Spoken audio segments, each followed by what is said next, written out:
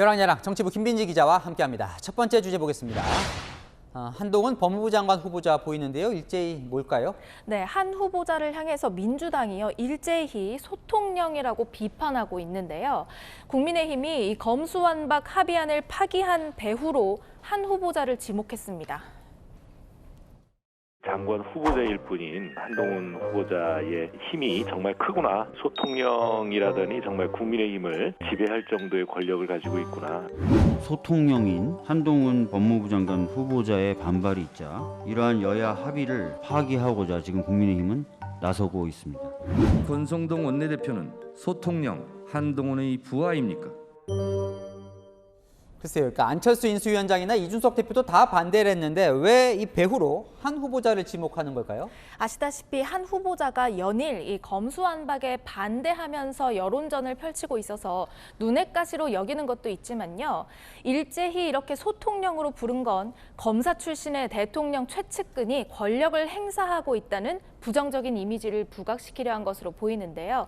이준석 국민의힘 대표는 잘 모르면 이 법률가에게 물어야 한다. 민주당도 추미애 전 장관에게 자문을 구하라고 반박했습니다. 자, 이 민주당은요 또 이 당선인 뒤에 김건희 여사가 있다는 공세도 다시 시작했어요. 네, 오늘은 이 대선 때 많이 썼던 비유죠. 최서원 씨를 또 등장시켰습니다. 김건희 씨 방문 후에 관저 위치가 바뀌게 된 의혹은 여러 군데에서 그 정황이 확인되고 있습니다. 국민들은 최근 김건희 씨 행태에서 제2의 최순실을 보게 될까 걱정이 많습니다. 저 말은 김건희 여사가 새로운 관저 위치를 이제 결정했다는 의혹인데 네. 당선인 측은 결정이 된 뒤에 김 여사가 방문했다 이렇게 해명하고 있죠. 맞습니다. 아무래도 민주당은요. 윤 당선인이 한동훈 후보자와 김건희 여사에게 휘둘리고 있다는 공격이 통한다고 보는 것 같습니다. 네, 다음 주제 보겠습니다. 자, 네. 어제 이제 문 대통령 대담에서 한 발언인 것 같은데 억울함을 호소했다고요? 네, 지난 대선을 경기장, 즉 링에 비유하면서 정권 교체 책임론에 억울한 게 있다고 했습니다. 억울한 점을 약간 조금 이야기를 하자면 저는 한 번도 링에 올라가 본 적이 없거든요. 입도 뻥끗할 수 없었죠. 그런데 성격졌다 이렇게 말하는 것은 조금 문제가 있어 보이고요. 룰이니까요, 그죠? 별로 난 룰인지 잘 모르겠어요.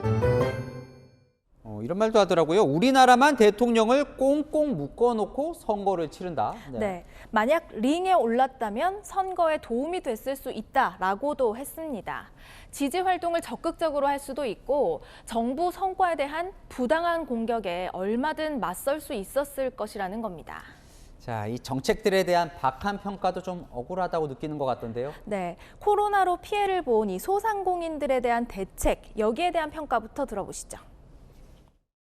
정부로서는 재정적으로 할 수 있는 거의 최선을 했다고 생각합니다. 우리가 이 손실 보상을 아주 법제화한 유일한 나라입니다. 정부로서는 열심히 했다 생각하고요. 그리고 28번이나 대책을 내놨던 부동산 문제는 5년 내내 가장 무거운 짐이었다고 했지만 할 말은 많아 보였습니다. 부동산 가격의 상승이 전 세계적인 현상이라는 겁니다. 우리나라의 부동산 가격 상승 폭이 가장 작은 편에 속해요.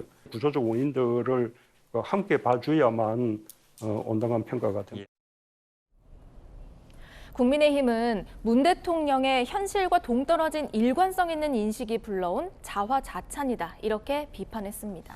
저는 이 대목에 눈길이 가던데요. 자, 임기 말 40%의 높은 지지율에 대해 덧없다 이런 표현을 썼더라고요. 네, 정권을 교체하겠다는데 내 지지율이 높은 게 무슨 소용이냐 이런 말인데요. 국정 운영에 대한 박한 평가는 억울하겠지만 국민이 5년 만에 정권 교체를 선택했다는 점은 뼈아픈 대목일 것 같습니다. 지난 5년 동안 이 회한이 왜 없겠습니까? 네, 열왕야랑이었습니다.